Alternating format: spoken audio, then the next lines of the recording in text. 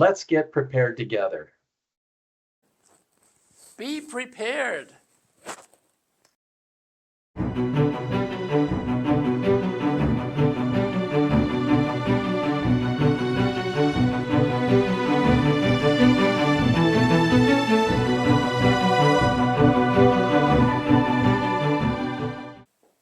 Hello again, Redlands. Welcome to this month's emergency prep video.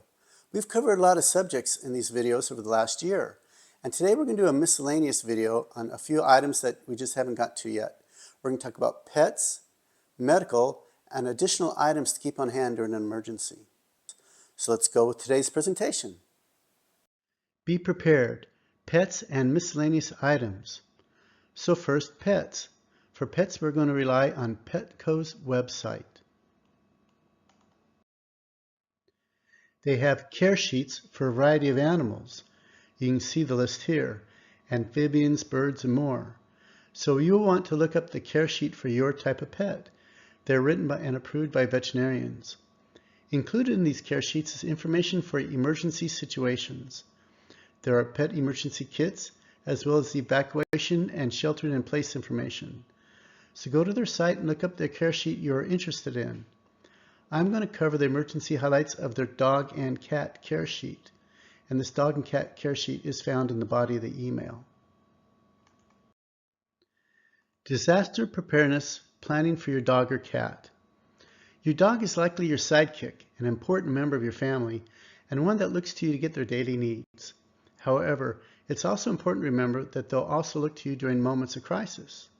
Let's look at a dog and cat emergency kit from these care sheets. So there's a surprisingly long list of items on these care sheets. I doubt people will create such a comprehensive kit.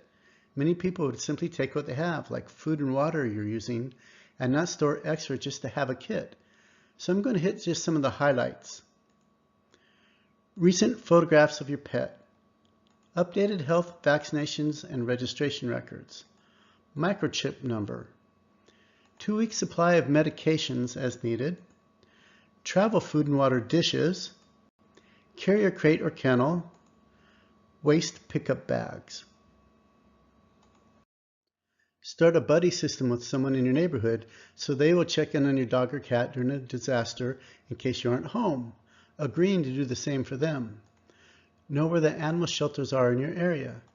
Since pets are not typically permitted in Red Cross shelters, look for shelters ahead of time. Research motels and motels outside your immediate area to check on policies of accepting pets, such as any restrictions on number, size, or breed.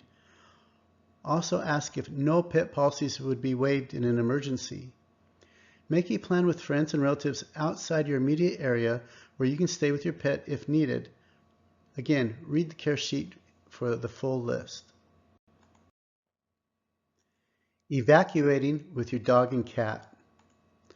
The most important thing you can do to protect your dog and cat is to take them with you when you evacuate. If you leave while a disaster may come near your home, even if you think you may be gone only for a few hours, take your pet. Once you leave, you have no way of knowing how long you'll be kept out of the area, and you may not be able to go back for your pet. Pets left behind in a disaster can easily be injured, lost, or killed. In any case, never leave your dog tied or chained outside.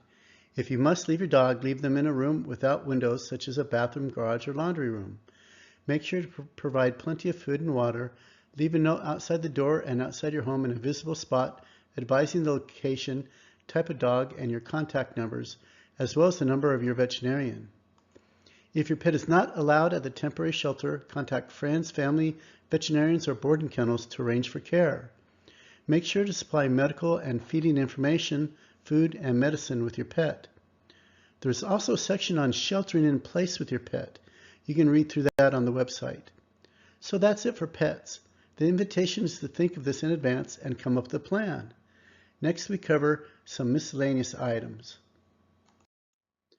Miscellaneous emergency preparedness items. First is money. There are two different issues with money. One could be called family finance, where you have a minimum of a few months' savings. The second item is to have cash on hand for emergencies, like if communications are down and ATMs aren't working. Cash will be needed. Even barter could come into play. You want to store small denominations, ones, fives, tens. There may be goods to buy, but changing larger bills may be a challenge. Investment coins, probably more like silver. You don't want to have gold coins. Who would want to give change for a $2,000 gold coin? Medical. Medicines. Keep accurate records of amount to be taken. Keep current meds. Special needs. Wheelchairs, oxygen. Spare prescription glasses.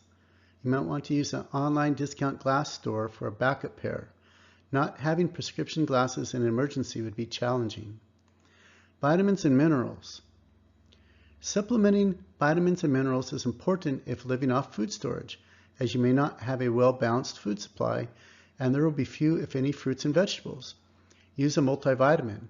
Importantly, these products include multiminerals, which is very much needed. Vitamins need to be solid or pills, especially vitamin C. Liquid vitamin C quickly loses its potency and is not well suited for long-term storage. Gummy bear type of vitamins most likely have a very short shelf life as well. Sanitation. We could probably do a video just on sanitation. For cooking, paper plates and utensils. Toiletries, remember COVID, including cloth diapers, which are reusable. If there's no running water, sanitation becomes a serious issue. So you want small and large plastic bags, buckets, shovels, and sawdust. At the very least, you will want to have the plastic bags. Miscellaneous equipment. Some of this we've covered in past videos. Tools. General tool kit. Wrench for closing off utilities. We'll cover more of this later. Forcible entry tools. Pry bar, sledgehammer. Spare parts. Spare tubes for bikes. Extra water purifier filters. Cooking fuels. Depending on what type of stove you have, charcoal, sterno, propane, wood. Manual wheat grinder. Firewood. Batteries. Make sure you have the current type for your equipment. Flashlight and candles. Radios. Fire extinguishers. Clothing. Plan for all weather conditions. Bug out clothes, extra shoes, socks, underwear. Think no internet. Would you need a map, how-to books, repair gardening books, pesticides for gardening, entertainment, especially for kids. In the past, we did a water storage and purification video. However, there's an important product ad that we did not cover that will enable us to test water quality, both water testing kits and digital water testers. Testing drinking water will take the guesswork out of our water purification efforts.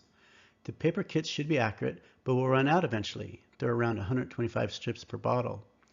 There are inexpensive kits up to more expensive products. The digital models can be used over and over, but require batteries. It may be the best strategy to have both the strips and the digital product. Here we have a challenge. These test kits with the 125 strips are for chemical impurities. However, testing for bacteria is far more expensive. Some of these chemical kits come with 2 tests for bacteria. Additionally, you can buy bacteria-only kits, but you will only get 1 to 4 tests for bacteria for a similar cost. Additionally, the chemical strips give results in 2 to 3 seconds. The bacterial kits take 6 to 24 hours for results. So it will be much cheaper and easier to test for the chemicals, but bacteria may be the most important testing that we will need to do. And because of the cost of testing, may need to be done more infrequently. Purchase what you can. So that's it for pets and miscellaneous items. Thanks for watching. Hopefully you got some good ideas for things to work on. Stay prepared, and we'll see you next month. Okay, everybody, get ready. Emergency prep, you can do this.